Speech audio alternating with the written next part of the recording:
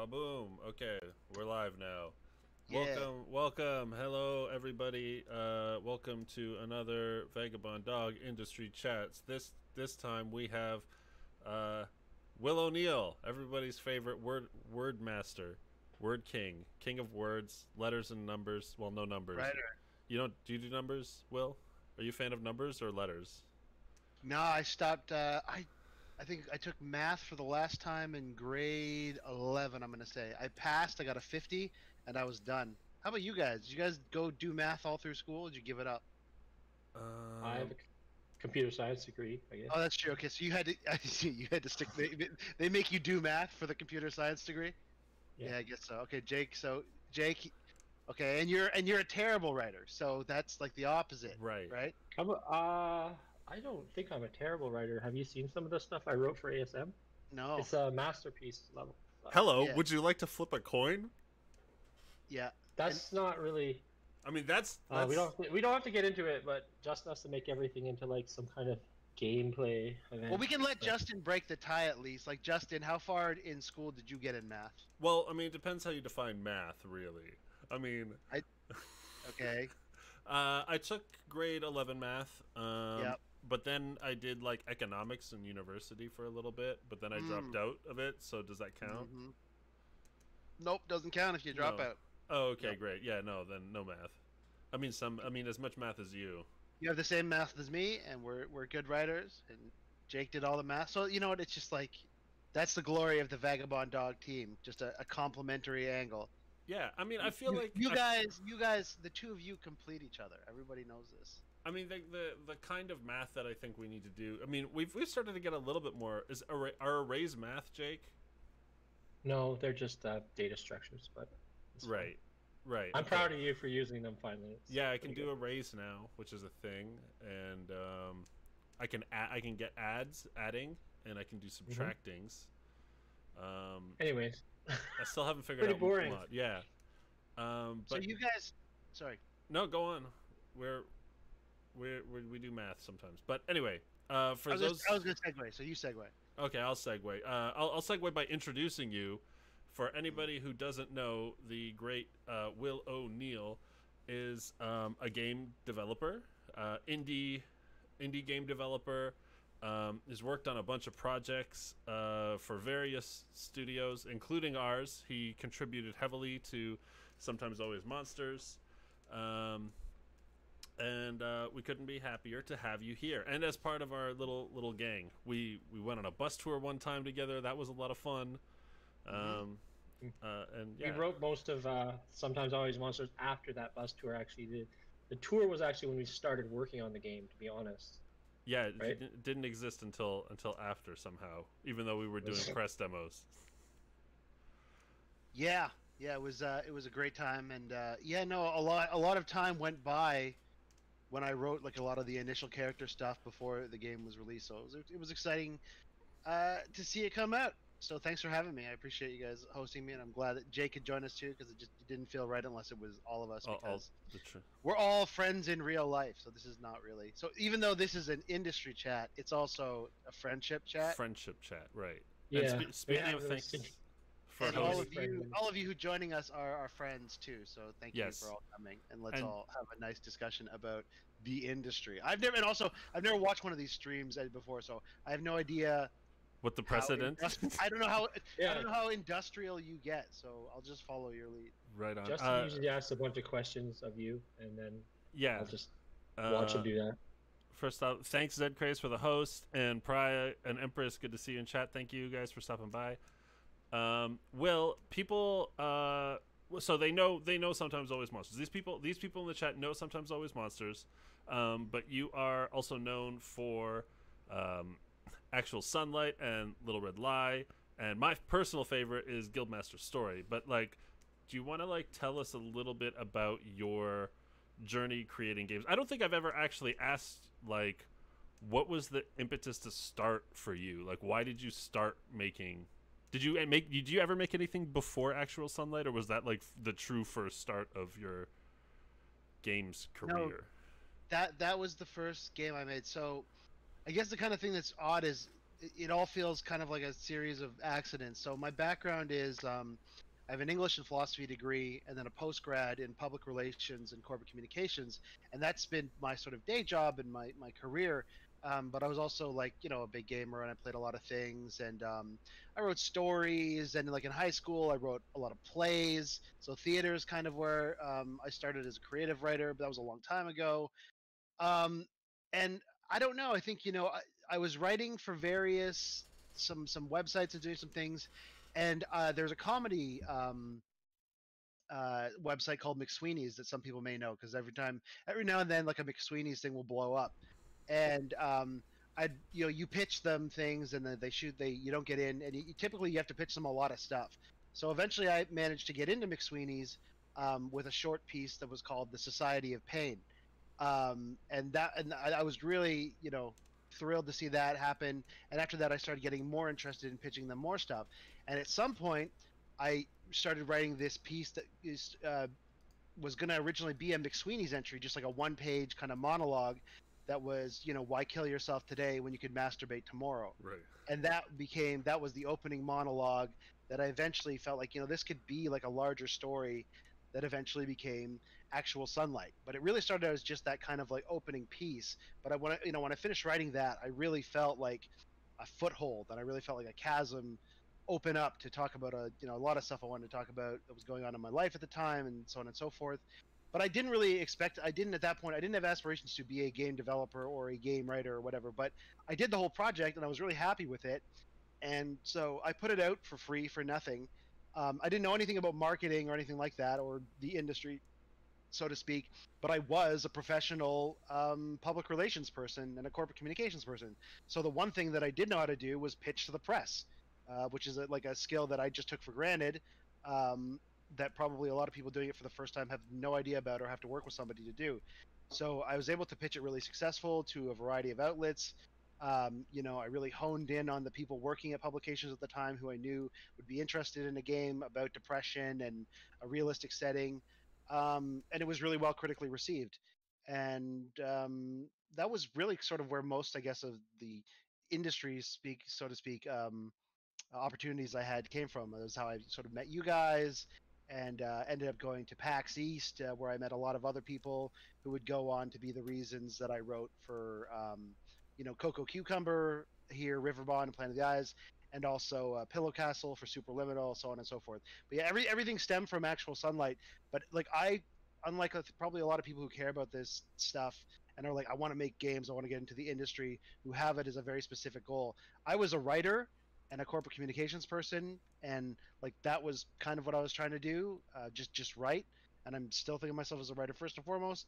Um, and then from there, just kind of went into writing for games and stuff like that as well. Uh, can I ask you a question? Yeah. I guess what gave you what end like you started with RPG Maker, or was that like how did you choose? I guess because that's kind of where your paths with Justin kind of cross.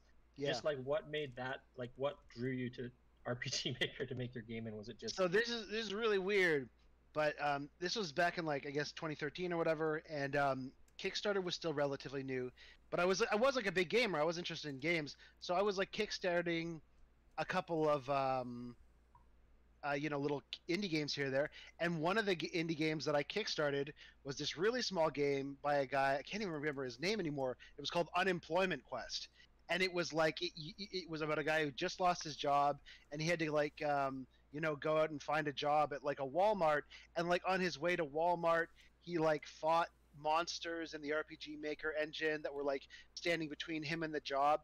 And I think that was what sparked me to think like this is kind of an interesting engine that looks kind of really simple to work in. Um, and I don't know, something just clicked for me, and I realized it was relatively easy to do. But the other thing too is like I was already an experienced professional writer. I've been doing that for a long time, and I was already very sort of computer savvy, so I wasn't intimidated by it. And there was so many like good plugins already out there. Like Yanfly was already making so much incredible stuff. And Archia was already making a lot of amazing tile sets. So I got really lucky because a lot of the resources, not only in terms of RPG Maker, but in terms of like the plugins and stuff that I needed knowing nothing, were there as well. But yeah, I definitely like started from RPG Maker just based on sort of another little kind of story, contemporary drama metaphor game that I had played. Right. So I followed what you said in terms of like where the story kind of originated, but what I haven't really gotten is like how did you decide it was going to be a game rather than a book or a play, like you said you'd worked on it or you had experience writing. What was it specifically that drew you to making a game? Was it literally seeing the successes of these Kickstarters and this kind of thing, or was it something else? No, it was the content of the story, honestly, because it was so focused on video game addiction. Honestly, because that was that aspect of it that made me feel like it was like empowered by being a video game. Because it was, I guess I don't know if there's a sadism to it, but it felt right that for a character who is addicted to video games and whose whole life revolves around playing them and being isolated from other people, sort of sees himself and sees the world through that lens. So it was a medium that made a lot of sense. And I think once I had the idea of it, like if you look back at like the opening monologue of Actual Sunlight, it talks a lot about video game addiction and that kind of stuff too. A lot of the things in the first bedroom scene relate to video games, like, and the other thing too is it's a game that was really written like very linearly like that. The order in which you play Actual Sunlight and you see those things is almost entirely the order in which it was actually written. So yeah, so no, it was a video game because it was about video game addiction and about that kind of lifestyle, and it was the medium where it most truly belonged. Interesting. Cool. But so I want to then let's talk a bit about your evolution since the Actual Sunlight days. What was the process after Actual Sunlight to moving into Little Red Lie, and then Guildmaster Story? Because they are both. I feel like you've had a growth in levity in the projects, right? Like Little Red Lie is absolutely not as dark as Actual Sunlight, and then Guildmaster Story is, I think, a great comedy. What do you think was the impetus for this? Where did this come from in terms of your personal like writing growth? Well, I think if the inspiration for Little Red Lie, and for people who don't know, in Little Red Lie, it's still in this RPG Maker kind of style. It's still like a story-driven game, but the principal mechanic behind it is that every interaction you do is something dishonest. So you lie about this, you lie about that. But the actual original impetus for it was that I wanted to do a view on sort of depression, like from the outside looking in. So like Actual Sunlight was all about depression. It was about a depressed protagonist and about his sort of like inner voice and the way he saw the world. Little Red Lie started out with an idea of the relationship between Sarah, the main character, and Melissa, who's her sister. And Melissa in Little Red Lie is very much a parallel with Evan Winter from Actual Sunlight, right? Lives in the basement of her parents' house, extremely depressed, unable to work, has all these problems. But the game is from the perspective of Sarah, and I think like it was a reaction on my part to being like, okay, we have a lot of games now that are about mental health and depression that show it from the character's inner world, and like draws sort of like empathy for that depressed person. I want to talk about how mental health and that kind of thing echoes out into families, and takes a less sympathetic person, a less sympathetic perspective, from the perspective of like, okay, this isn't necessarily this person's fault. They're mentally ill, they're sick, they have these problems, but the pain that they can cause and the pain that emanates outwards and radiates outwards from them can be incredibly difficult. And I think the way that a lot of families, that got me thinking about how a lot of families and people around people in that situation navigate that is through, dishonesty, through tact, through, Right. smoothing around the edges. And then I started to think about that in terms of in the bigger picture. And then Little Red Lie like just blossomed out into being about money and the economy and our generation and economic insecurity. But it really did, like, I'm just trying to give you like the through line from Actual Sunlight to it. And then after Little Red Lie, I think Guildmaster Story, even though it's got a lot of levity to it and it's very funny, it still is kind of fundamentally about money and class Yeah. and privilege. And Ganyo is just kind of like a funny Arthur Fox. So in my mind at least, like everything I'm doing is connected. But I'm absolutely adamant about not wanting to do the same thing twice. I definitely have that. I definitely feel like you do something and that you should be happy with it, and you shouldn't put it out until you feel like you've said what you wanted to say, and then you move on. Right. Yeah. Everybody I knows guess we, sequels are terrible and they ruin everything. yeah, yeah, they Well, ruined the Guaranteed, the for first sure. game. Sometimes Always The Monsters isn't masterpiece. really a sequel, you know. I mean, it's the second half of a Whoa, circle. whoa, whoa, It's, whoa, whoa, I wasn't bringing any of that up. yeah. Okay, cool. So I guess I understand. It's I see I understand the evolution from Actual Sunlight to Little Red Lie a lot better now. And then I think I still think Guildmaster is by far my favorite product that you've put out. But that's I think Guildmaster is probably. I think I'm becoming a better writer all the time. I'm always working at it. I think you just get better with age and with practice. I think Guildmaster is my best game. I think it's got the best writing, and but Actual Sunlight I think will probably always be my best known game. right. And then Little Red Lie is the most meaningful one to me, which is weird because even though Actual Sunlight is like directly autobiographical, Little Red Lie is about like family, and it's about Scarborough, the place we grew up, and like it's way too hard for most people to play. It's it's excruciatingly punishing. Like in hindsight, I still don't know like if Little Red Lie was too long or if there's any way to do it shorter. Yeah, but I mean, I would agree with you. I think Guildmaster Story is like the best, and Little Red Lie is the worst / hardest, and Actual Sunlight is the popular one. No, that's not right. The best Will O'Neill writing is Late Night Special. Yeah. The movie and Sometimes Always Monsters. It's really riveting. That's true. Father Time is good, and I also am a big fan of some of your DeMarcus content, which is pretty good. The Bus Friend stuff. Some of those are pretty yeah. big gems.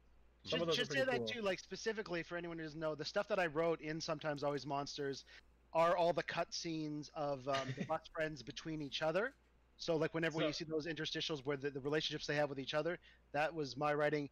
And I also wrote all the movies that you see in the movies theaters and on TV. I had an idea where we just release every vignette as like a game, and it's just like a visual novel, and you just watch all these stories, Yeah. and that's just the game. Maybe let And- you walk around a bit, but And there's the one that we never got to put in. There's the right, yeah, maybe someday. the video store one, Justin. The video store. one, yeah. Oh yeah. Justin could add that on the stream, no problem. It's probably Probably. loading Actually, I now, could probably do that. If you handed me the script, I could probably get it through right now. There you go. Um, No, but people have to want it. That the fans Yeah, have to demand it. The unreleased Will O'Neill content. No, it's been really fun working with you. I mean, or was. I mean, it's been a while since we've edited and gone over some extra work, but like that process was really great. And I'm curious, how did we do as a group to work with? Because you have a lot of freelance experience now. Yeah. And so I'm really curious, like, what is the typical freelancer experience like when working on a game? I know what it's like when you work with us, but what is the typical freelancer experience like? I hate to say it, but you're pretty typical. Like everything is fairly Yeah. typical. Like, I mean, you have to keep in mind too. Like, not only do I freelance for game writing, but I'm also like a freelancer for corporate writing and for corporate communication stuff too. And client work tends to be client work. Like, I think the big key is to have like no ego about it. Like I'm a big believer in sort of singular vision. A lot of people, I think, theoretically take the tack that like everyone should get together and all talk about it, and somehow through consensus arrive at these great ideas, and then everyone's happy. I don't know. I find it too complicated. I tend to think like artistic visions are the products of like, one person kind of at the top with an overall idea of what they want to do. And when I freelance, I see myself in service to somebody else's vision. I'm trying to do what I think they want to do. I appreciate that they've hired me because they think I'm skilled or I'm going to be able to do it or whatever. But I don't go into any freelance situation being like, these people hired me to do my thing. nobody hires you to do your thing. I mean, with very few exceptions. Like you're being brought on to supplement and give life to an idea that somebody else has. Right. That's what's typical. And I mean, and you guys were coming out of a first game that was already very successful and established, so you had a lot of ground rules to begin with that you were sort of playing with, and but the process I think of working with you was good because I think we were philosophically aligned on the secondary characters. Like we wanted to explore a lot of diverse identities, but we didn't want to make it two dimensional. We wanted to make everyone a person, warts and all, with good things about them and bad things about them. And I'm really proud of that because I think we did a great job. I don't think we reduced anyone or anything to a stereotype. And that I think that's probably one of the proudest things I feel about working with you guys. And you were really open to it, and I think you wanted to do it. I like that. Yeah, we've gotten. I mean, we definitely have people who dislike certain characters, but we've got nothing about but praise over the writing of them. So I think, you can dislike the character. We wrote things in them to be disliked. Yeah, that exactly. Some of them are assholes. Yeah. Or it's amazing. It's amazing. Like we've had arguments in the Discord about specific characters. Pablo comes up a lot, but it tends to go back and forth. People have really different opinions about the characters, which is for me the hallmark of like a multi-dimensional character. So I feel really proud of what we accomplished with that. I feel even sorry, Justin. In ASM, the characters that, like, if they were going to be racist or they were going to be like sexist, we would just make them say shit, and they would just be like, "That's because this is who that person is." And we never even got any really bad blowback or anything for some of the stuff that characters said because they were just characters. So yeah, I think if you approach it in that honest way, it's like it was a lot less nuanced in ASM. It was like the landlord. The landlord is amazingly He's the most racist, sexist. Yeah, like the worst. But it sometimes was elderly people. I mean, at least in my life, they can be explicitly, racist. It's Yeah. Well, I mean, it was also like it's one of those like first characters you interact with in the game, and it was like designed to specifically like point out that the world is harsh and shitty. But two, also to point out that the game is taking into account your gender, sexuality, and race, right? And so he's got like just this like list of shitty things he can say that are like horribly targeted, and people are not a fan of what he says. But that's just part of making that character work and making that the character's function work. That's what he's there for. Oh, go ahead. I was just going to say. He like you meet the old lady, Mrs. Terwilliger, who is like, in her own way, racist but ignorant. Like she just doesn't know. She's just from a different generation. So she'll ask you like where your roommate is, even though you're like a lesbian or gay couple. Like she just doesn't know. And then your landlord's just overtly a big asshole. Like he's just like whatever. He says what he's thinking. So it was kind of those two characters. The first people you meet kind of were a good balance, I guess. Yes, it's less nuance. Obviously, the second game is much better since I wrote it, and you get a lot more depth with the characters, and it's better. And I like too that that people have selected. Like I've looked at the stats for the bus friends that people have gone with, and I feel like their choices have drawn out a lot more of the really sincere stuff that I wrote, which I like. Like a lot of the relationships, like I seen the chat someone was mentioning Ruth. Like Ruth has got all sorts of interesting relationships, and I remember thinking, I don't know if people will pick Ruth. It's like not necessarily a character a lot of people who will play the game will be identifying with, because they're not with her. And but yeah, no, who got buried? Like Hung Chan and Big Mike, and like those guys are Big Deal, and like they're just the big goofs. Like if you're missing out on Big Deal and Hung Chan, like you're just missing out on foolishness. So it's nice that people have chosen a lot of the heartwarming relationships. I'm really the one selection stat that shocked me was like I think within the first week of launch, DeMarcus went from like dead last at like a 0.2% to being the most popular guy within a week. It was a stunning transformation in terms of selection numbers, and I think he still remains to this day the most popular male character Yeah. And he's got some really like intense Tough scenes. Yeah. Yeah. You know, and he's not the easiest one to like either, because like I've had a lot of people comment specifically about his like mission.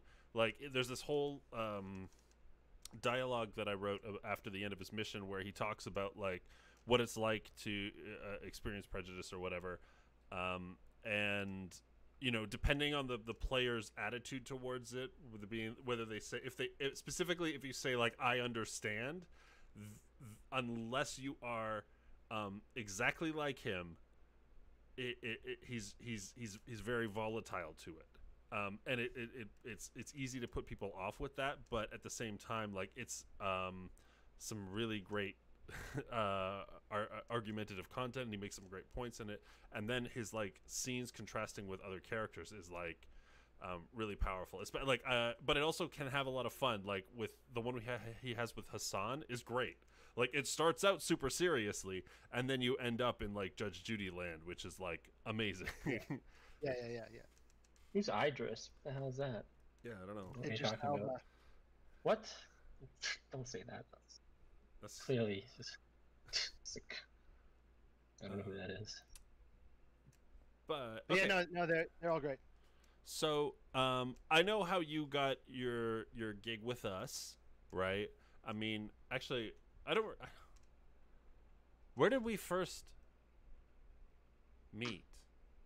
I don't know. I think it was maybe one of the Bit Bazaars. So there was sort of an indie game showcase event here in Toronto called the Bit Bazaar, and I think that was where you and I first met. And I think it was definitely because we had both done like a game like this, a story-driven game without combat in RPG Maker. So we immediately recognized, like, you know, we're the only people doing this. And I remember saying this at the release party. I thought something that's cool is like you and me grew up, I don't know, 3 blocks away from each other, right. Like literally down, like in the same part of Toronto. And like the odds of 2 people who are that close to each other geographically, being born and growing up, and being maybe the only very few people on Earth to be making a story-driven game in RPG Maker is pretty wild. So there must be something in the water. But no, I think you must have played Actual Sunlight because it came out a little bit before ASM. I don't know, Will. I think I met you before that because I remember helping you test Actual Sunlight for a bit. No, so but I met you before it came out. I'm pretty sure. No, because it came out and then there was like sort of an Indiegogo where I raised some money for more graphics. I don't remember that. There's no way I met you before. Yeah, I helped you before. I found a glitch in one of your walls, and I was walking around the world, and I did the same thing for Little Red Lie. I remember too. I found some wall hacks. Anyways, we're just guys in Toronto, and at some point, because of RPG Maker, right. We met and became best friends. And then I guess the first time that we really spent time together was when we went to PAX East and we were in the Indie Mega booth together. Right. And like, I literally would not have made it without you, because I had so much stuff to carry that like I was trying to carry an entire booth on my back, and like all of a sudden, in a suit. No, you know, suit. Well, I was, you know, look the part, be the part, but you know, you guys came up behind. We sold out. I was at the airport thinking, like, man, I'm in a lot of trouble. I have no way to get this stuff from this airport door to the airport gate. And all of a sudden, I see you 2 guys who I really barely know at this point. I'm like, those guys are like 7 feet tall. They can carry all this. We were at Porter, right? We were at That's right, at the Island Airport. That's right. And we went across on the little boat. I remember. So yeah. So not only did we hang out at PAX East, you had like signs and these big posts that you couldn't carry into it. Yeah, that's right. Yeah, I was carrying like way too much shit, and it was all fucked up. And yeah, I wouldn't have made it without you. So thanks. No problem. I said like we were corporate sellouts, so we took a publishing deal as soon as we could and just went to. Yeah. They were like, "Oh, PAX is free to go to," and then that's true. Yeah, you guys were we already found out it's not free. This was the first year. We was like, "Oh shit, it costs money to go to PAX." Yeah. We've only recently become legit. Yeah. Okay, cool. So, what's our benefit? Now? I guess. Have all of your freelance work? Has all of your freelance work in games come from just random chances like that, or friendship nepotism, or what is the secret sauce to get? Like I don't. Have you ever applied for a position as a games writer, or is it just, you know, being in the industry? I mean, this is a bit of a help to all of the people in the chat right now who are curious about writing freelance for games or this kind of thing. I'm curious, how do these jobs come about? How do these opportunities reveal themselves to you? Yeah, no, I have bad news about that. I have applied for things and I've never gotten any work through applications or any legitimate means whatsoever. It's been entirely through knowing people, and I think this is to the point, just people knowing me through my work. Like, I think Actual Sunlight in itself, Right. like, that's how you guys knew me. I know the folks at Coco Cucumber. That's how they first found out about me. So to people who are interested in doing writing in games, like, bad news, I think applying, if you don't have relationships and everything, is tough, because the truth is, like, I don't know, it's like a prestige industry and there's like hundreds if not thousands of people applying, and the person who gets that job is probably going to be somebody who does know somebody. But the good news is, we live in a time where you really don't need to seek permission, and if you do the work, and I think if you put together a game and you can get a little bit of, it doesn't need to be commercially successful. It's not like Actual Sunlight was a monster hit on Steam and I made millions of dollars, but it was certainly good, and it certainly was able to get press, and there were strangers who said this is a good game with really great writing. And if you can do that, I think you are a lot further ahead than you would be otherwise. Like, I kind of, not that like if you build it they will come, like, even if you make a good game and put it out, you'll still probably have to do a lot of your own media relations, and it's good to be social so you can talk to people and get to know people and make friends with them. But you can do that. Like, that is within range to you. And I think the cool thing about writing too is that if you think about it from sort of like an asset flipping perspective, writing is the only thing that nobody can ever put in a store. Like, writing is the only essential content in a game that can't be stolen wholesale or copied so closely from somewhere else that it's almost entirely without merit. As a writer, like, you can entirely prove your point and your abilities simply by doing that work, and just by doing it. And I think, you know, for a brief amount period of time there was a lot of heat behind Twine. Me, I feel like personally, a lot of people like something that's a little bit graphical and that has a man you can move around on a screen, Or a woman. or a woman, a person, a human being, An entity. It could be an alien or a dog. Yeah. Right. yes, or a dog, or a dog. Yeah. Do games need writing? No, they just need dogs. But anyway, so the short of that is no. I've gotten all my work through doing work on my own, and then people being able to see it and being like, "Oh, this guy's pretty good. We should hire him." And then also through, you know, later on, like, I wrote Superliminal for Pillow Castle Games, and that's more an example of, like, yeah, I knew the people who were the developers and they knew my work, but I also knew them personally. So yeah, so do I gauge your chances of success to be really high if you are antisocial? Not really. I think it's very tough. Like, you have to be supernaturally talented, far, far, far more talented than I am, to be completely unable to build relationships and get anywhere. That would be my guess, unless you can do it all by yourself, right? Like, if you are on like a Lucas Pope level, if you're a prodigy at that level, you don't need anybody. But short of that, that's about it. But if you're at a Lucas Pope level, you're probably not looking for freelance work anyway. Yeah, plus, and you know, obviously, all these people that you think of as like big solo indies, they all have AAA backgrounds, more or less. Lucas Pope does, Micah Byfield does, the Enter the Gungeon guys did, so on and so on and so on forever. Right. So That's I mean, that's the thing. The reality of the indie game market these days is not good. Like, it's really hard to set the world on fire still. You know, even a reasonable success these days is not what it was, you know, 3 years ago, 4 years ago, 5 years ago. Are we entering this period where indie game development is now just portfolio building for AAA jobs? I don't know. I mean, listen, like with the kind of stuff I do, it depends, I guess, first, yeah, on the subject matter of your work, right? Because I'm doing like contemporary adult drama. I'm not doing fantasy or suspense or action. So like nothing I'm doing, no matter how good it is building a portfolio for any AAA company anywhere. Um, but I do think definitely indie games are probably done changing people's lives, like in that kind of way that they did, '06 to '08, the Xbox Live Arcade. Like But now, by if you do people, an you indie mean the game, creators. yeah, for the creators. Like I don't think they're minting new indie celebrities anymore. I don't think there's much of a ladder to throw down, even from on high. Most of those people now are just executives. Um, yeah, I think it's just a lot of it is just something you want to do. I think we're entering, let's call it a heavy hobbyist phase of indie game development. That being said, like there are still people who are successful. Like one game I've been thinking a lot about lately, I don't know if you've seen it or if anyone in the chat has seen it on Steam, is called Cloudpunk.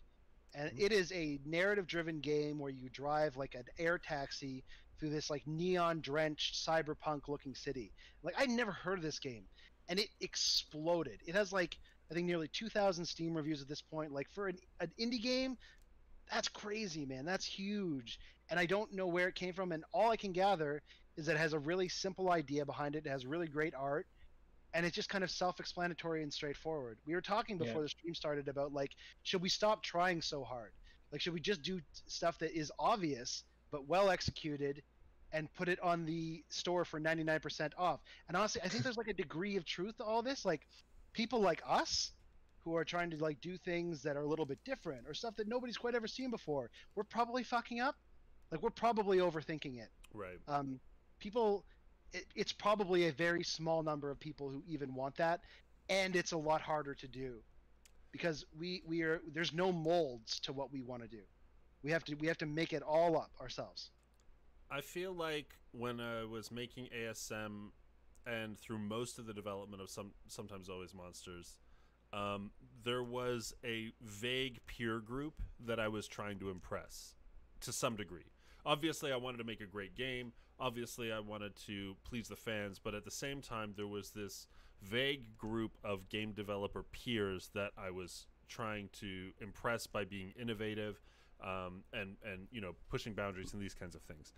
And I look at that peer group today, and 95% of them have faded out of games. They've gone to do real work in the real world.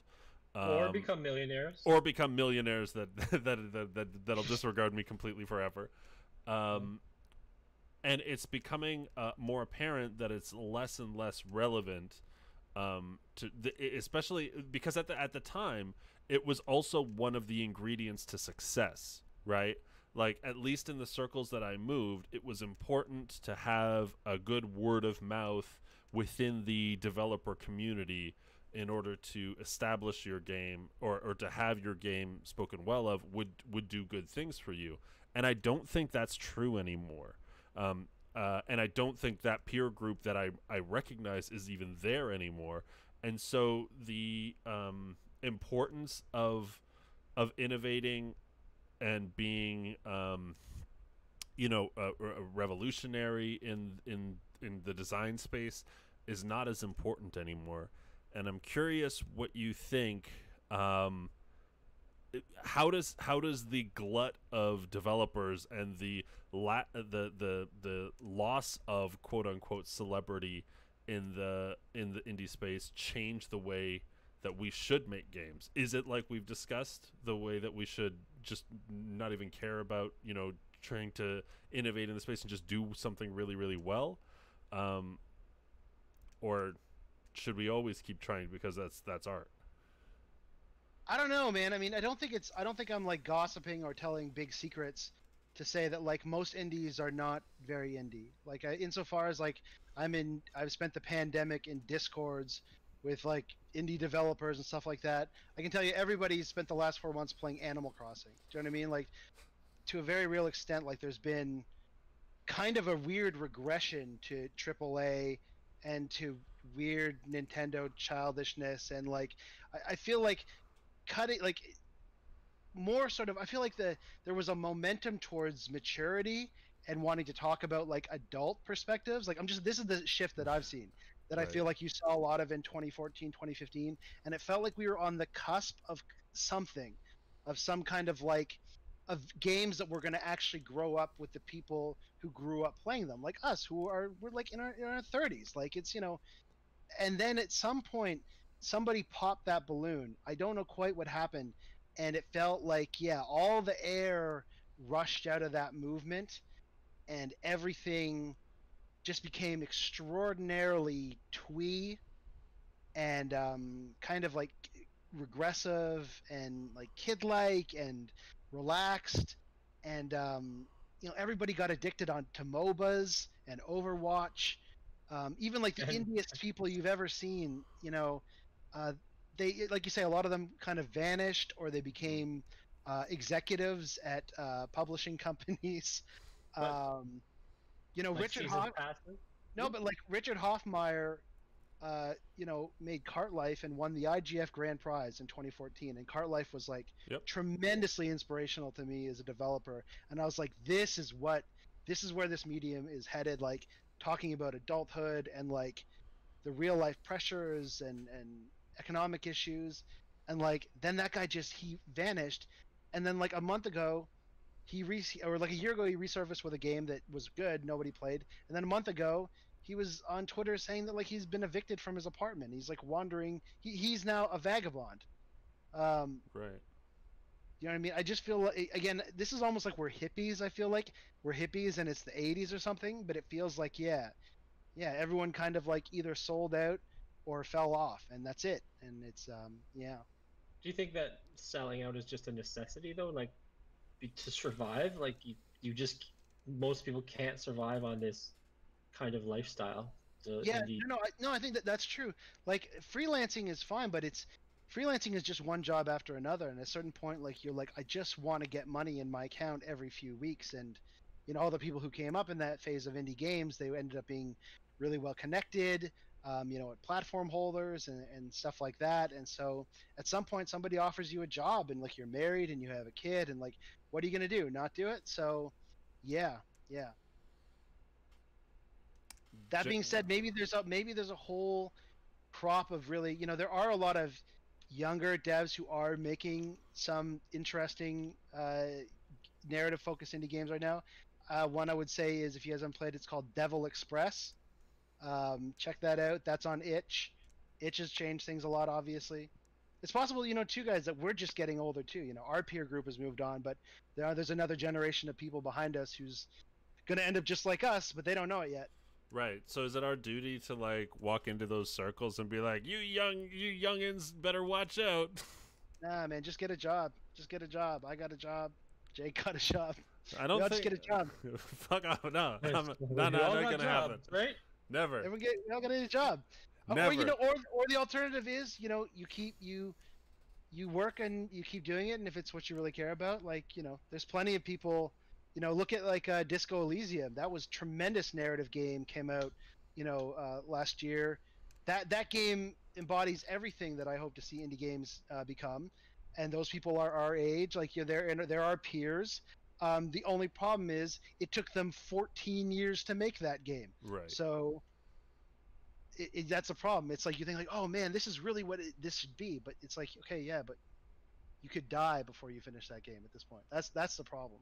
Wouldn't that be nice? Yeah. Who knows?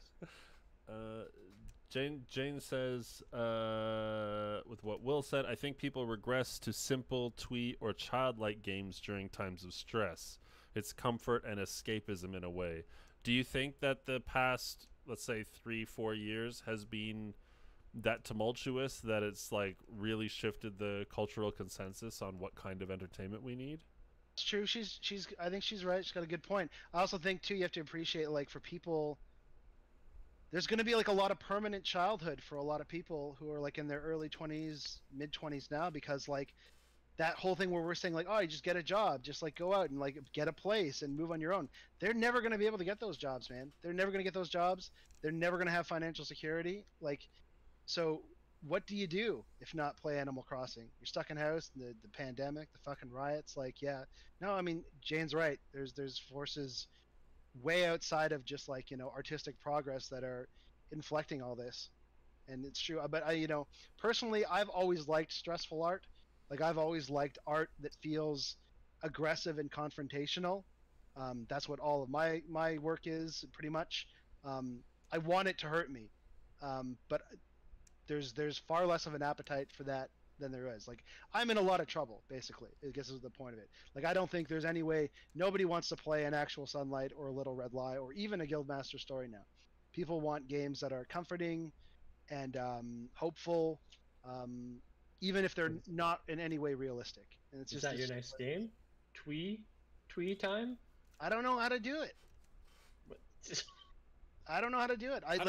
Do you have a project in mind? Like, are you currently thinking of one? Thinking about some things. Are you retiring, or what? No. It's just everything I think of. I don't think people will want to play.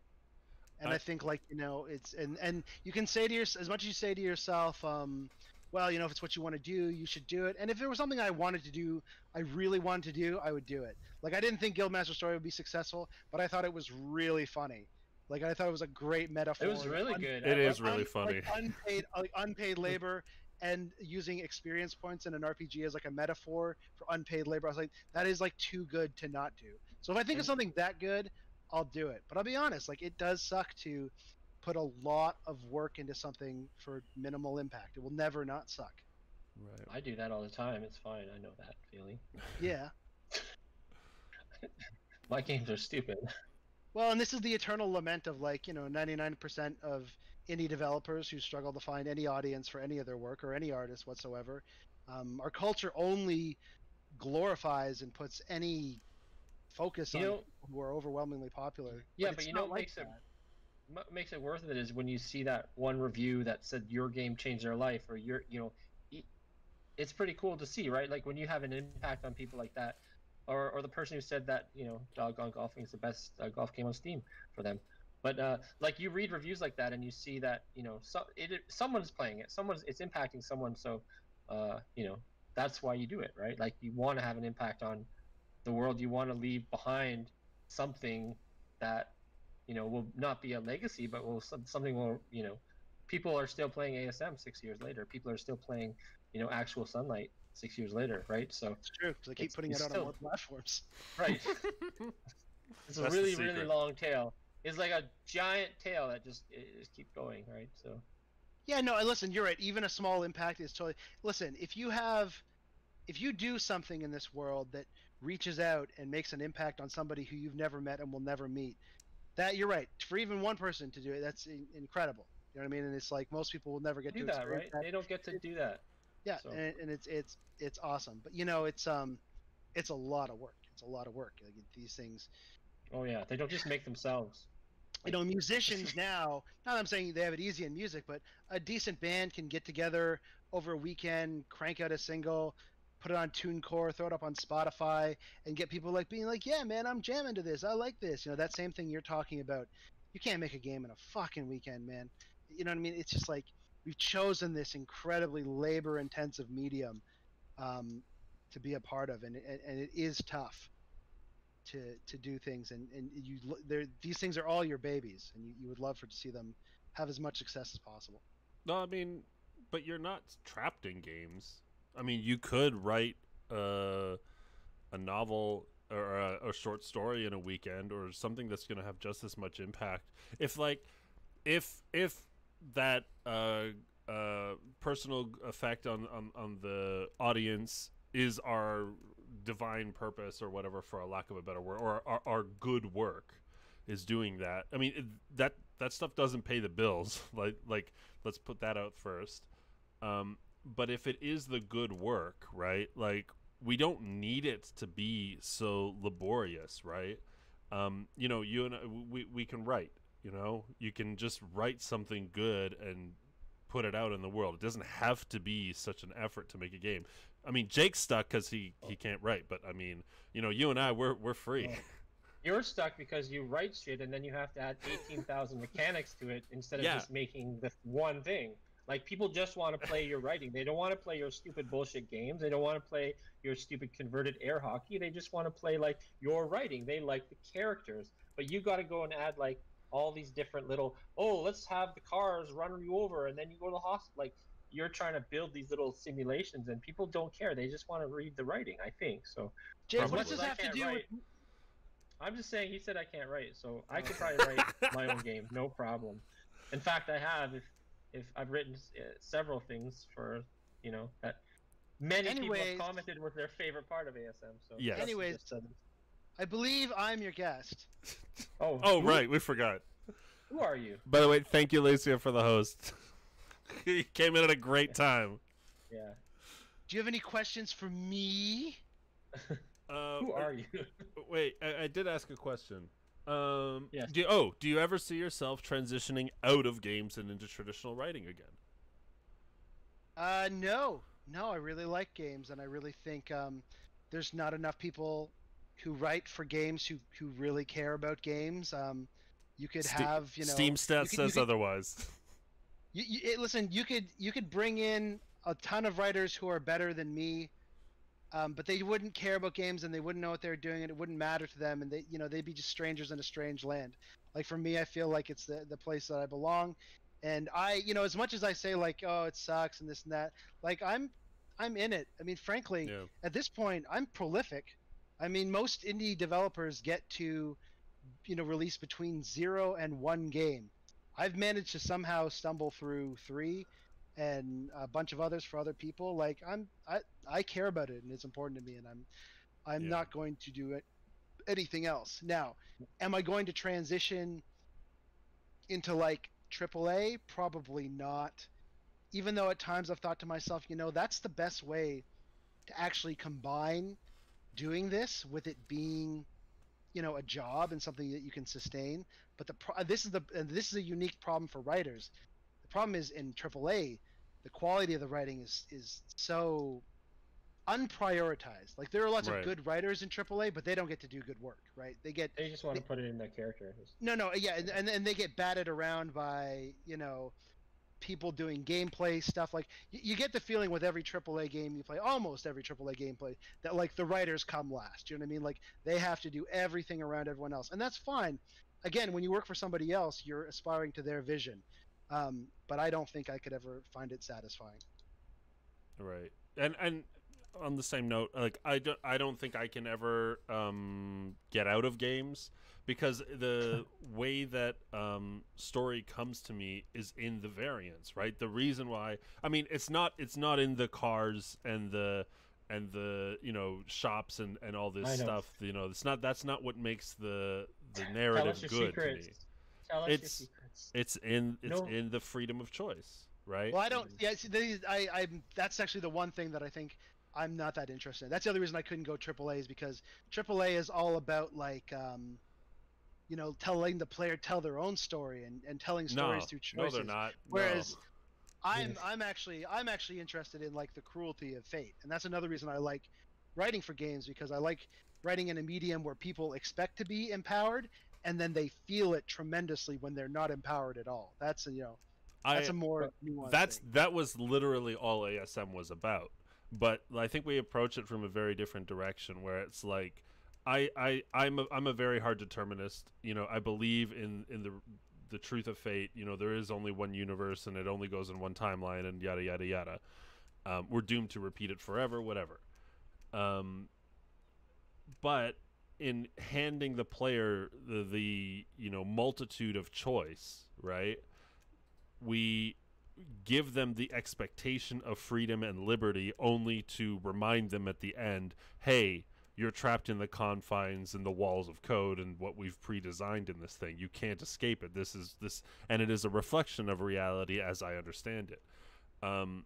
Yeah, I'll just start out there and make them suffer like that from the very beginning. You will make sure they suffer. You don't give them any hope. They're just like, would you say that's how your writing style is different from Justin's, where you're sort of crafting your story? It's more, I don't want to say linear, but you're not like, if this is happening to a character, it's happening. They're not going to get to choose like something different happens. In Yeah, certain... I'm pretty linear. Like I don't have too many ideas that aren't linear, or if I have ideas that are linear, all my linear ideas are about tricking people into thinking things are not linear, and then they turn out to be completely linear. Like just that Right. thing of like you have a character and it's like you resist against circumstances, and then your circumstances just annihilate you like a tidal wave, and it's just and to Krail's point of like why is it unprioritized? Doesn't the story make the game? I mean, I think it should, but I think in a lot of like AAA environments, there's so many. It always gets blamed on production. Do you know what I mean? It's always like, look, we made it. We spent $10 million to make this helicopter blow up, so it's got to blow up in the first 15 seconds of the game, no matter what you have to do to the script.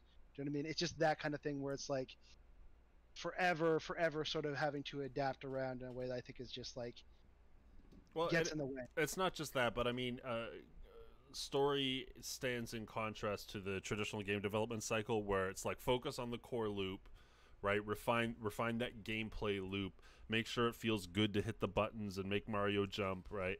And then start working on what the hell's going on and doing cool things with it. And it's very, very seldom that like story is the forefront of that, because story is a finite thing, and like more and more in modern AAA games, they're looking for infinite things you can do, you can program once, and players are willing to do forever and ever and ever. And that's why everything's gone games as service and systems oriented, and all that nonsense is kind of why.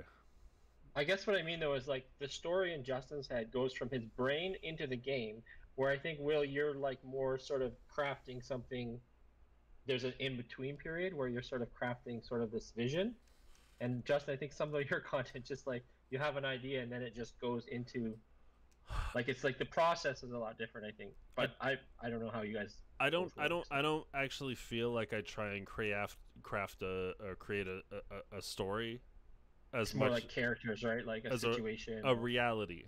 A reality, right? A world that the player can inhabit, and there's obviously forces in the world that control the flow of things, but the story is between the game and the player. It's not between me and the game necessarily. Right. I mean, but no, I do not do that. No, I think structurally, I think yeah, because I started as a playwright. I think as a playwright, basically. I think in terms of And that's how we got a lot of your content for the game, is we got the scripts and we put them in the game, right? So it's like I mean, all the stuff that I was assigned was the linear stuff, right? It was the cutscenes where the characters that you don't control, and like I had the benefit of not having to contend with what the player might do. I was just writing little plays between people, so it was. I think you guys did well. Yeah. You guys played to my strengths, and you guys put me in that part. I mean, my question to you, Justin, I think is, I wrote a lot of that stuff between the characters before you wrote a lot of stuff with the player interacting with them. How did the stuff that I wrote influence your view on the characters and how you wrote the player character interacting with them? So the characters kind of like, and Jane might remember the day, but they all came to me at once, almost in a perfect like harmony. I was out on the... Oh yeah, you gave me the characters initially. Yeah, the ideas for all of them. Yeah. It was like I was out on the back porch of my parents' place trying to like figure out what this game was gonna be, and I hit the notion that like you needed friends, and then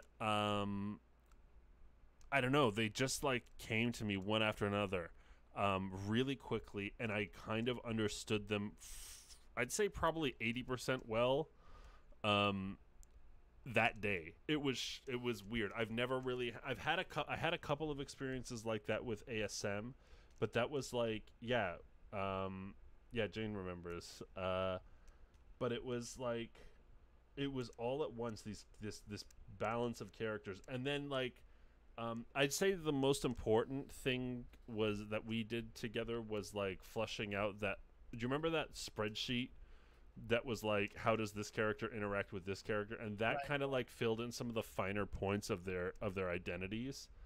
But it was always that the 10 characters were sort of like a a prism breaking of my own personal identity, right? I identify with aspects of each of those characters. Yeah. Right? And so they always played very naturally to me, and there was always something about them that I wanted to explore. And even before we worked on anything, because like I think I had to apply, like we applied for OMDC and stuff like that to in order to afford you, big ticket. Oh yeah, we had to wait till we had to get to it budgeting for you. And yeah, that's another industry chat's tip. Don't undersell yourself. I'm expensive, but I'm fast. There's a paradigm. There's a paradigm in all like agency work. Good, fast, cheap. Pick two. Right. So I'm good and fast. So not cheap. So everyone has to decide what they want to be, because you can make a living doing any of those things. But I remember in the documentation, I had written out the quests, for lack of a better term, the misadventures that you have with each of these characters was outlined in that document that I sent to them like a long time prior, and it was in order to explore these facets of these characters that I really wanted to explor, or I guess facets of myself that I really wanted to explore, or let the player explore facets of myself, because I don't, it's non-linear. And that's interesting, because I think that is a way that like our processes are a little bit similar, actually, because like I feel the same way, at least about character. Like I always I can't remember if it's like a Zen thing or where I heard it first, but a sculptor doesn't make a statue out of a piece of stone. A sculptor believes the statue is inside it already. Do you know what I mean? No, and that's how I look at it. It was there all along. That's right. You find the statue in the stone. You don't make the statue. Yeah, it was. There's definitely things in the game that I made, and those are, I think, more of the like world systems, like the cars and the birds and that kind of stuff is like stuff I made in order to like make the world make more sense. But a lot of the stuff pertaining to character, the things that the player is going to be able to explore within those characters, that stuff was already there, and I think it was just like part of myself that needed to be expressed, more than I needed to like invent these characters. And I think that's part of why they feel genuine, because I could like identify with them already from day one. Cray asks, what's your advice on people who are trying to make a story but don't know where to start? They aren't creative, so to say, or haven't had that much real life experience. I'll let Will take this since he's the guest, but I say first, you have had real life experience. I think you're selling yourself short.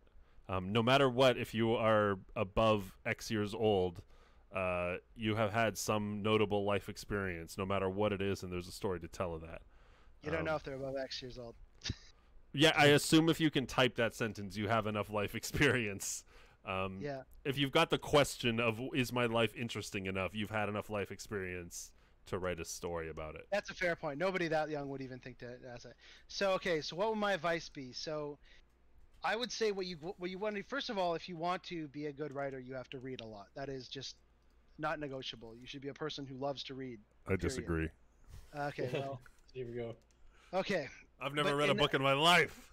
Let's assume that you love to read and you want to write and so on. We'll take that as a given. I think, to give an example, I guess, from games is, you want to try to minimize friction and minimize what is intimidating about creating. So don't think of it in terms of like, I'm going to write this whole game, or I'm going to write like a whole story from beginning to finish.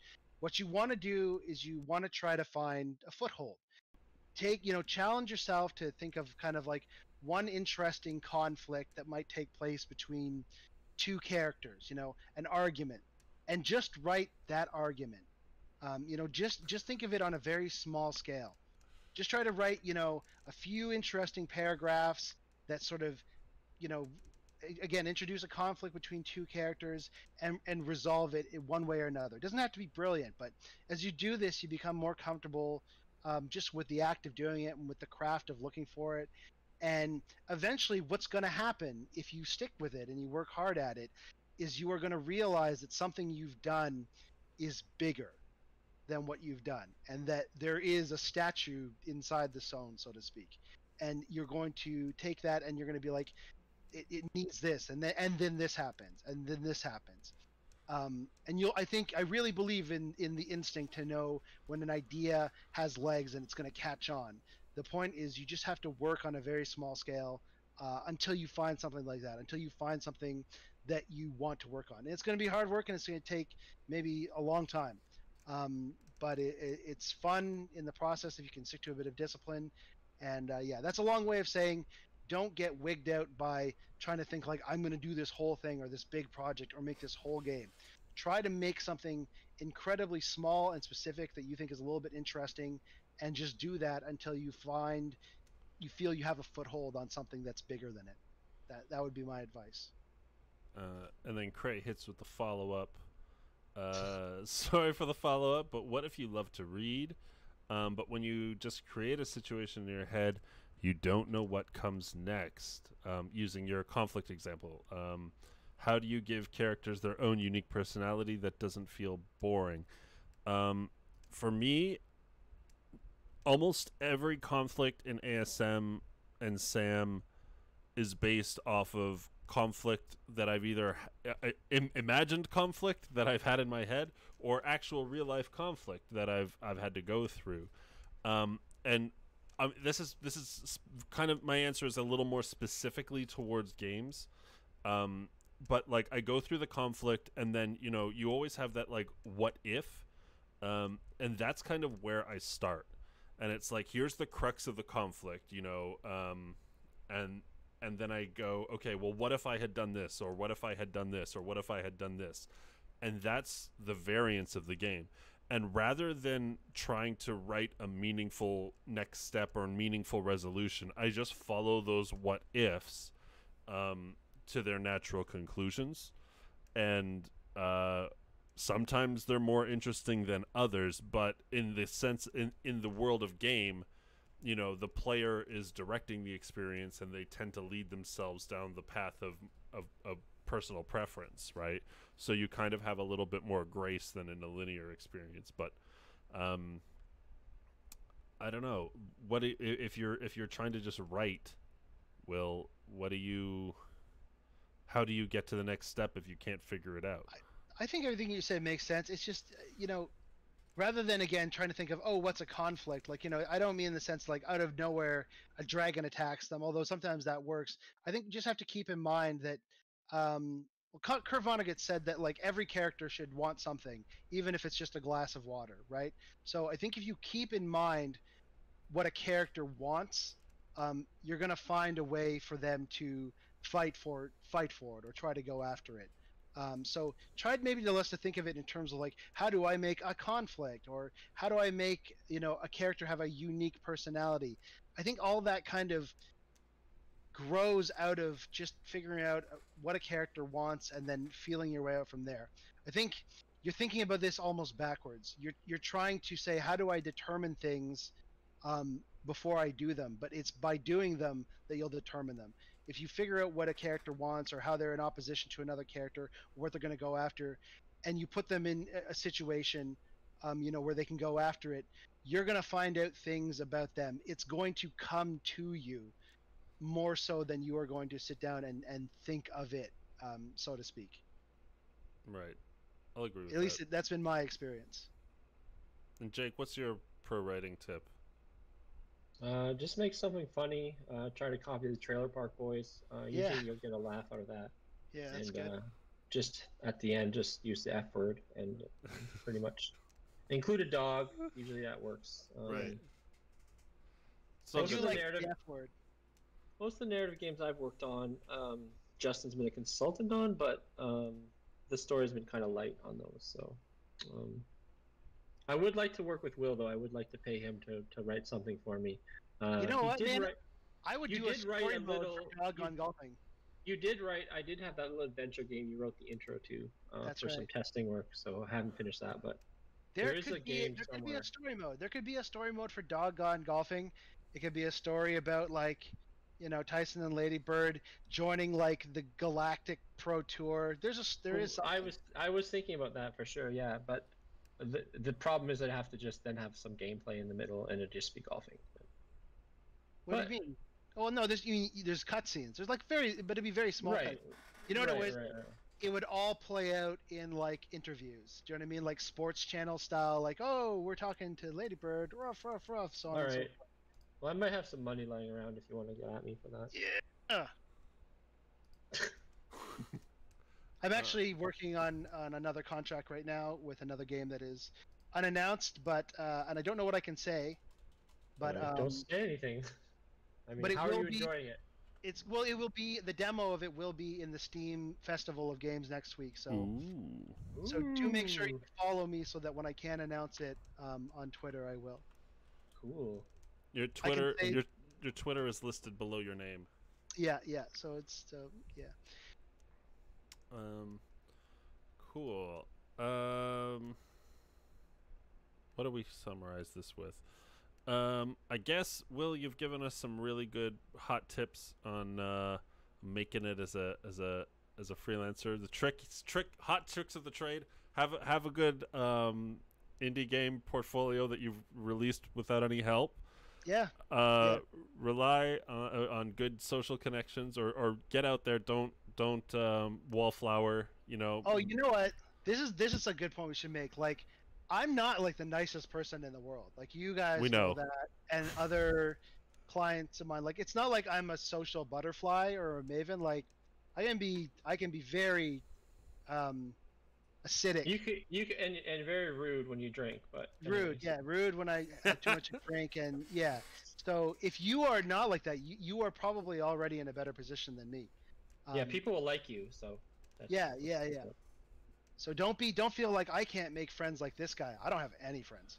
No, Will's a good friend. We're your friend. We're your friend. Will, we're friends. You're very loyal though. Like you. Yeah. I'm come across as like a bit of an ass, but you can be very loyal, which is like very rare. You don't get a lot of people like that, so it is. But it takes me a long time to warm up to people too. Do you know what I mean? I'm saying, like, I think the people who do really well, and this is a real indie. Like, if you look at all your favorite like big indie developers like on Twitter, you think like, how do I get that? How do I become like a social media maven and have all these friends? You do that by being really friendly. You do that by like going to a lot of things. But almost too friendly. It's not almost too friendly. Well, we won't get into that, but you know what I mean? Like, I know, I don't mean like that. I just mean you can tell when someone's being nice to you just because they think you'll get them ahead in life. That's all I'm saying. There's very few friends you come across that are just straight up like respect you for what you do, and they're not trying to get one up on you, just use you for whatever you have. So you know we're dragging you down. Yeah, we drag you down. But there's a lot of people who are just like regular, friendly people. I'm saying that's the best thing to be. Just be an everyday, just be yourself. Just be, be neither acidic, nor sucking up to everybody relentlessly. Just be cool. Well, it's not like you can see people anyways now. So. Yeah. Well, yeah, we won't reckon with that. Okay, we live in a bubble. And I think have confidence in your work. I think that's another thing. I think that's a thing that you've had ever since I met you. You were confident in your work. You knew it was good, and you knew it had value, and like you said, you know your own worth as a freelancer or as a hire, right? Like, be confident in your own ability to produce and deliver. Like, that's important. But that's a good point too, because also, keep in mind too, like, I was also older and I had worked and been a professional writer and worked in corporate. A lot of people are younger. My advice, honestly, to people is like, get older. Get older, but get a straight job. Work if you want to learn. Actually, this is true.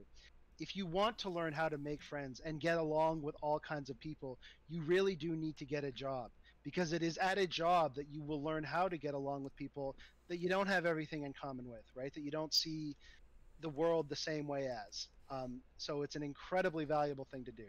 I don't think people should start out as trying to be freelancers. Even though a lot of young people now, I hate to say it, they're going to have no choice. I don't think it's ideal. I think the best thing to do is go work somewhere for 5 or 6 years if you can, doing anything. Right. just learning to think about your life in a structured way, you know, with tasks and deadlines and coworkers. Get a job. Get a job. Get a fucking job. Yeah. It's that easy. You'll learn a lot. Okay, boomer. But Ricky, he had free hot dogs. Yeah, I'm gonna give you some free fuck offs. Yeah. Oh, that's the best line. There we go. Randy and Leahy to the fuck off department. Randy and Leahy to the fuck off department. Is anyone in the chat like Trailer Park Boys? Probably not. I think 90% of our audience has no idea, which is why all our Trailer Park Boys references go completely undetected, and they would just get attributed to our great writing. Yeah, literally, Mr. Leahy was in ASM. He's literally the Trailer Park supervisor. Yeah. In Salt City. He just is. He's like Mr. Leahy. Yeah. Hey, listen. This is a question I have for you guys, and this is a good time to bring it up. You guys said you hid me in the game somewhere. Yes. Sam. Yeah, where am I? I mean, do you have any guesses? Like, just 3. I don't think anybody's found you. We might add an achievement so people actually start looking for you. Yeah, that's make great. Thanks so much. Make you an achievement. What are your? You get 2 guesses. It's a heart, not a tomato. Oh yeah, I will. It's an apple. This is a heart. It is from what hashtag? eSight. What hashtag is on there? eSight is a company that I worked at, and they make glasses for the visually impaired. They're very nice people, and it's a stress ball. So in my own work, of course, I break hearts. So there you go. So I guess we could reveal it. I mean, it feels like. I don't know. I mean, I want you to guess, though. I want you to guess. I don't want to guess. Let's do it for my industry chat. It'll be the big reveal. Just tell me where I am, you jerks. There's actually 2 places you could be, right? Or is it the end? I can't. I think you can only interact with you in the end. I think it's one only of the in cops.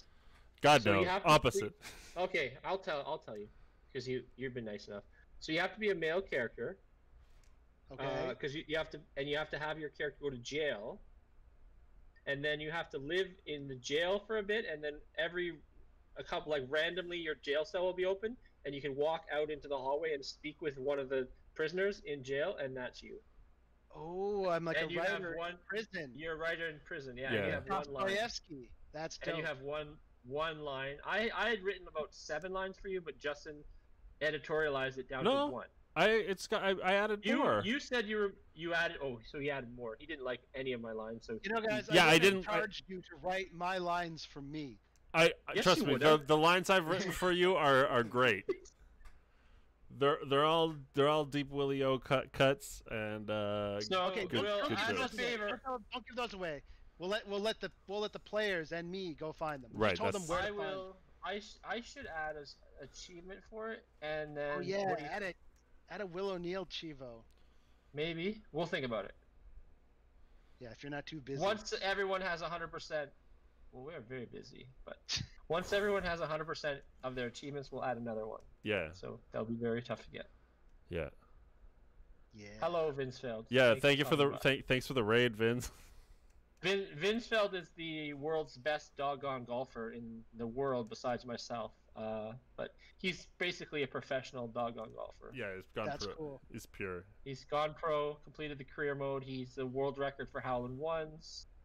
I told you my dad likes doggone golfing, right, Jake? My dad likes doggone golfing too. What? Yeah. Your dad played it?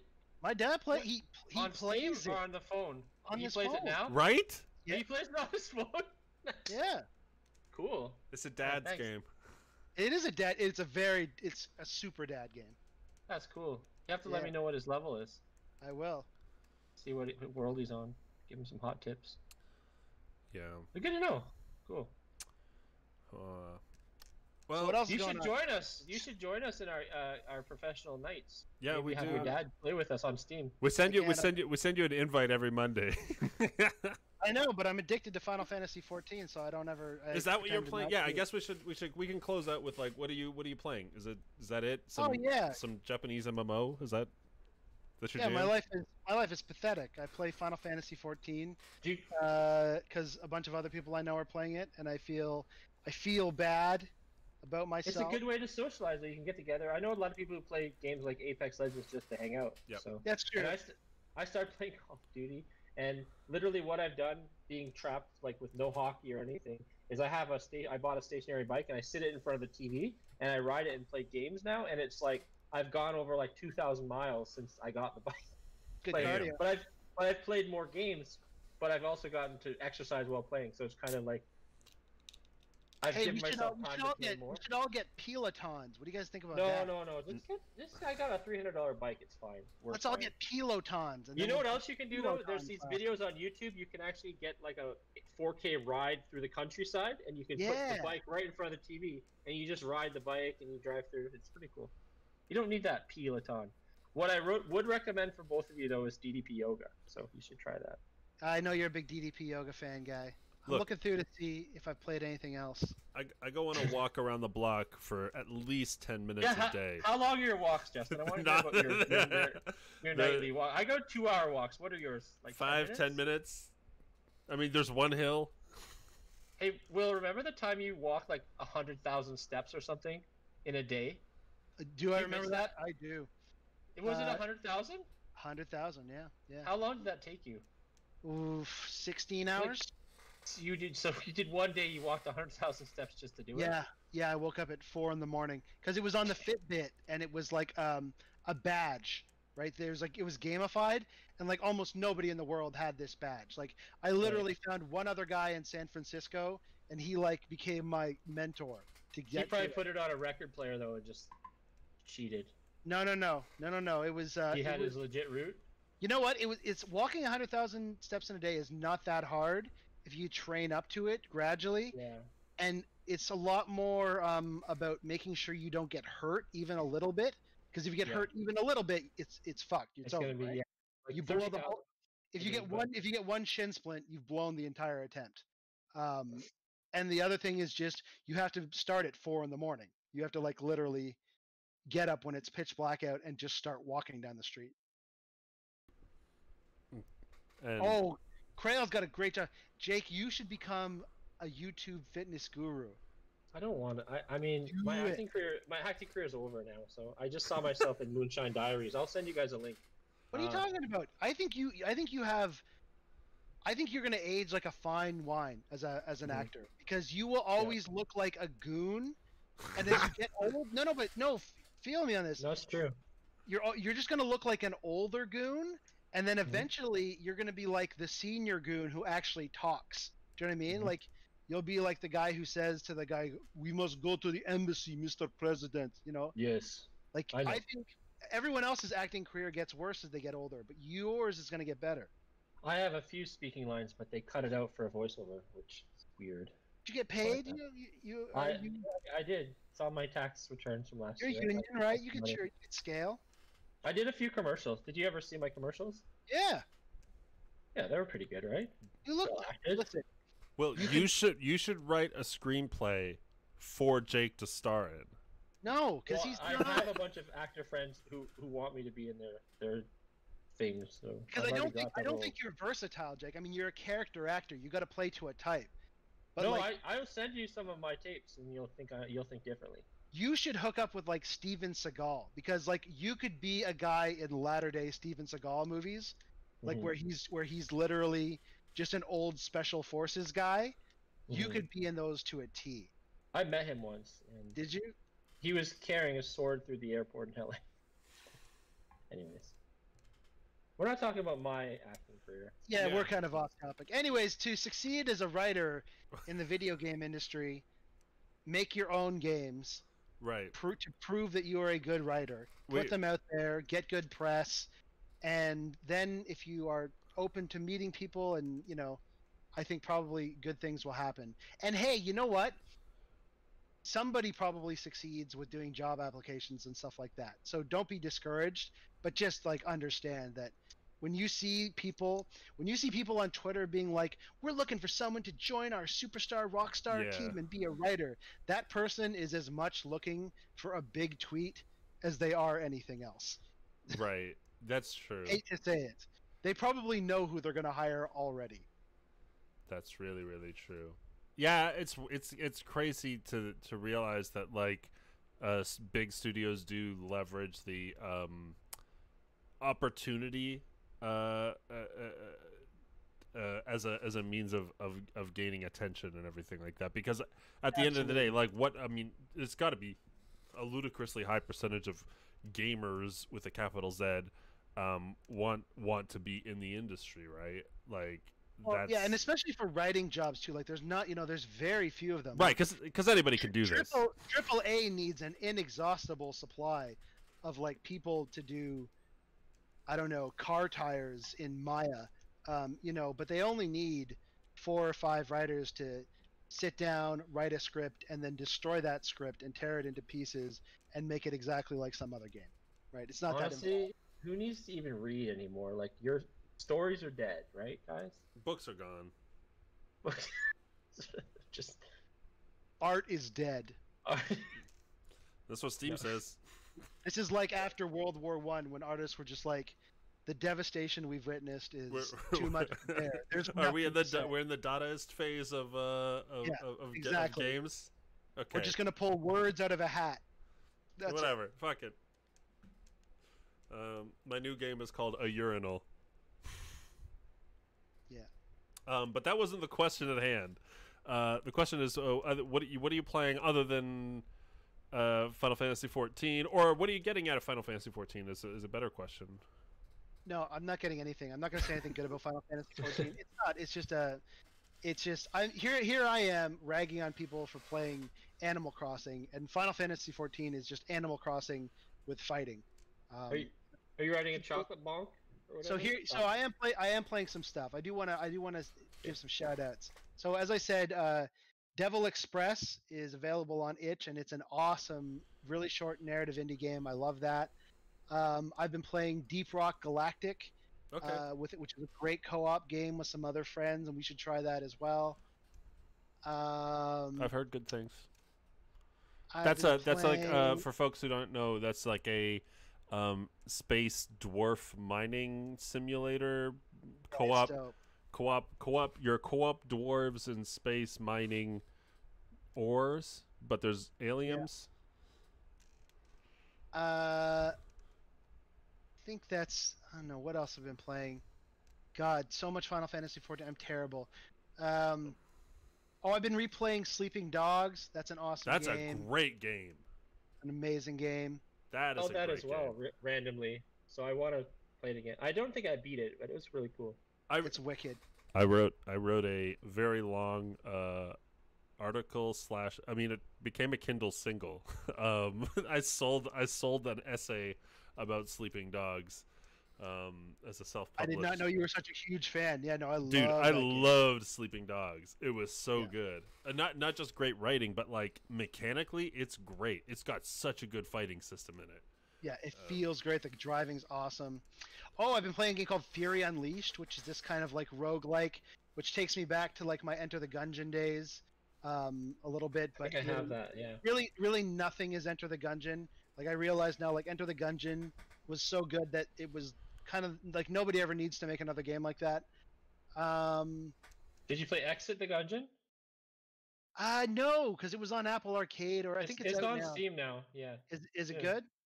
I don't know. I couldn't beat Enter the Gungeon, so I didn't play it because I didn't enter it yet. So you didn't touch Apple Arcade at all? I did. I played a little bit of Grindstone. Because it was when it was first out, and Grindstone was really good. That's another Toronto game. I've heard some interesting things about the business of Apple Arcade, but I won't get into that now. No, this is not that kind of industry chat. No. Mm-mm. And and I bought the remaster of Xenoblade Chronicles since everyone said, "Oh, it's so good," but that game is like 200 hours long, and I'm waiting. Like, I'll play that if I lose my job. I have that too. I bought that too. I'm not going with that near that. Yeah. Oh, hold on. Here's another. I played Ida, and that was another Enter the End Gungeon like, and I kind of enjoyed that. ITTA. You've got an itch you need fixed. Sounds like. Yeah. You should play Hunt Down. It's pretty good. Hunt Down. Is that what you're playing, Jake? What are you playing? Hunt Down. Hunt Down and Call of Duty. Call of Duty. Which is weird. But... What chat No, loves I don't like Teapot. not Wars, the regular, just the. The chat multiplayer. loves Sleeping Dogs. Man, just talking about Sleeping Dogs makes me want to play it. It's That's so a good good. game. I'm gonna play it soon. It almost, it's so good it makes me mad at, what was it called? Was it Triad Wars? Was that the MMO that came after? No, Triad Wars was like a GTA spin-off, wasn't it? Yeah, no. That was Sleeping Chinatown. Dog- You're thinking oh, of. no, okay, yeah. Never Right? mind. Yes. They decided to I never go and played make that. like a crazy MMO afterwards, or no? Yeah, no, never. Right? It's like, and it like ended up with the same fate as like All Points Bulletin, which. Oh, and I played Minecraft Dungeons. Oh, dude, how is really, that? really Poor underwhelming. Underwhelming. It's like they copied Riverbond. Right? Yeah, Right? exactly. Admit it. Say it right now, Will. Well, Well, because Riverbond is a better Shots game fired. than Minecraft Dungeons. Well, I do think Riverbond's a better game, but they're not the It same. has worse writing, but it's better game. Well, okay, two things. First of all, Riverbond's an action arcade type of hack and slash, whereas Minecraft Dungeons is Diablo. It's a combat clicker. With Yeah. And no second build. of all, I'm very proud of the writing in Riverbond, but like the average age of the Riverbond player also has not yet learned how to read, so I don't know how much of Right. it's coming across. But I love Riverbond. I think Riverbond's Me like too. I like it a lot. It's fun. a lot of fun. It's like, and every time I go back to play it, just for whatever reason, I'm like, it feels really good. Like the Coco Cucumber squad, they really like nailed the dodge roll feel. You know, when you get out of the way of those big swings, like when you watch kids, I make fun of the kids, but when you watch the kids play Riverbond, like they love it. Like you can tell you are watching some kid fall in love with video games. Yeah. I think the feel is so optimized for them because it's Yeah. so bright and colorful and everything's smashing, and it makes you feel like you're really important. It's like a Lego game with no progression. It just Yeah, you're smashes just playing. stuff. You're just smashing just have stuff, fun. and then you go fight the big monster, and then you win. There's a big Yeah, victory ceremony, really and it's just cool. like the kids love it. It's for the kids. It's for the youth. And then they move on to Always Sometimes Monsters. Yeah, someday. Cool. And so Anyway. Jake's got Hunt Down and Call of Duty. Anything else? Nah, that's enough. I mean, it's just I'm lying. I'm like reaching back to stuff I was playing earlier in the pandemic. To be honest, Gotcha. the last 2 weeks have been all Final Fantasy 14, which I'm not proud of. We need to do You- that. Was that Casino Heist? Still, Yeah, Oh, need. yeah. I've got my stuff ready in GTA. If you guys want to ever go back in there, we're good. we should Yeah, I me got a too. bunch of arrange it. cases. I've got it installed whenever you guys are ready. Just maybe Jane, just get a new game. Oh, what am I saying? And we could stream it. Yeah, Oh, Justin, we can. that's a good idea, Will. hot. I've got to Justin- say to the chat, we are an entertaining foursome when we play GTA 5. Because That's me a and great Jake, idea. me and Jake are like the high skill gamers who are like getting it done, and Justin and Jane are fucking around in the woods, and all they do is make me and Jake's lives stressful beyond We have reason. to stream it on Mixer though, or co-stream, because you'd need to see the two different teams. That's the We'll only figure. problem. We'll figure it out. We'll figure it out. We'll figure it out. Yeah, it would have to be a multicast because you would have to see like the perspiration as I fight off enemy air fighters for 20 minutes in a helicopter. Look, In a set piece that's supposed to be 45 seconds long. Jane says she can swim now. She Fucking swears. hell. Parachute. That's cool. That's all good. That's all good. Me, I played Sludge Life this week, which was Oh yeah, the new how is that? it's really it's wildly stylistic. I had a lot of fun with it. The end of the game is really uncomfortable.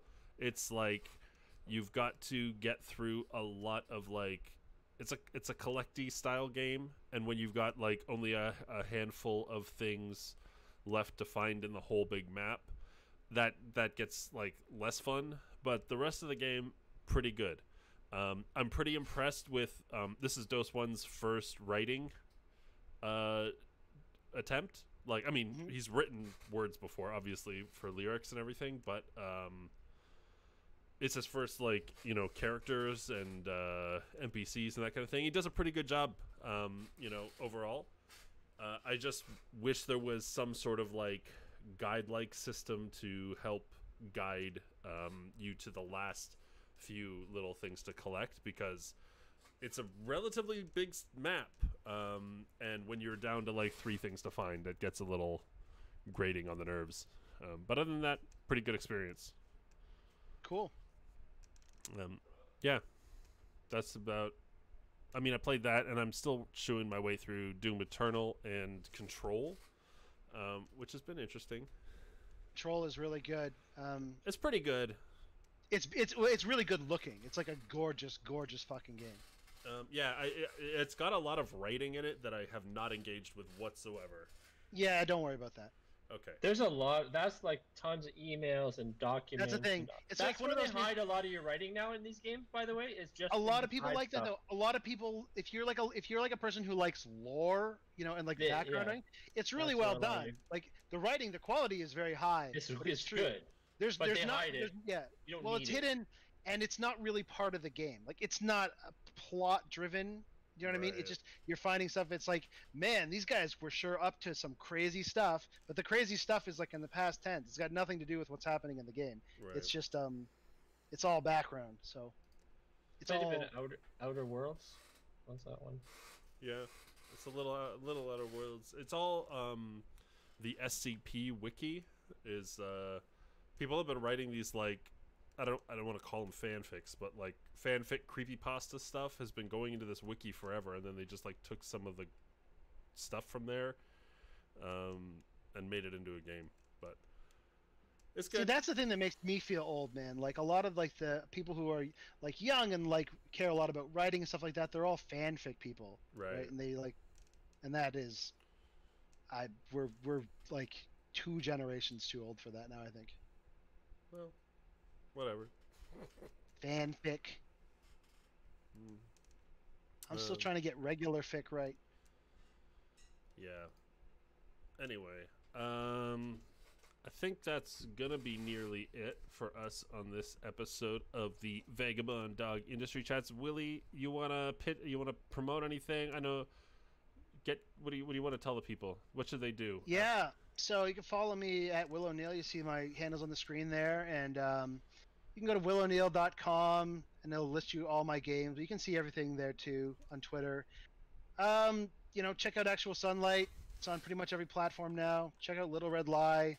Check out Guildmaster Story. All this stuff is on mobile and on Steam, and in some cases on consoles as well. I don't know if you like realistic, dramatic stories about contemporary settings and kind of sad characters.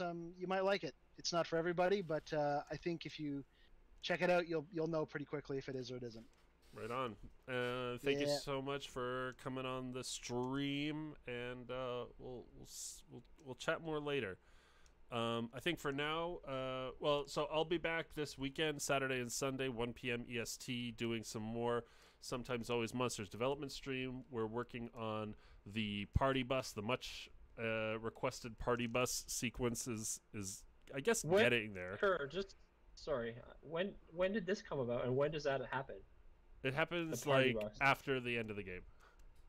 So like it's a post game. Yeah, it's a post game thing, like on your way home kind of thing. Just a little bit more celebration to the end game, because it's fun. But don't worry about it. You watch the stream; you'll catch all the details. I'm not worried. Yeah, don't worry about I'm it. just glad you made a new map for it. Yeah, it's a completely different map, and so that'll be Saturday and Sunday, and then we'll probably be back Monday playing more doggone golfing. And for now, I think we're gonna go. There's Bad Bunny Studio is streaming Sometimes Always Monsters as we speak. So I think we're gonna go and do a quick raid. Raid. As far as I remember, she's not a huge fan of the game, but this should be interesting to bombard her stream with 20 or so. Yeah, this would be great. Anyway, y'all ready? All right. Thank you all for tuning in. I'll catch you all Saturday and Sunday. Bye. Here's the raid. Raid. What do we do? Will it happen if we just stay here? We just stay here for a little bit, and then in 3 seconds, I'll push the raid now button.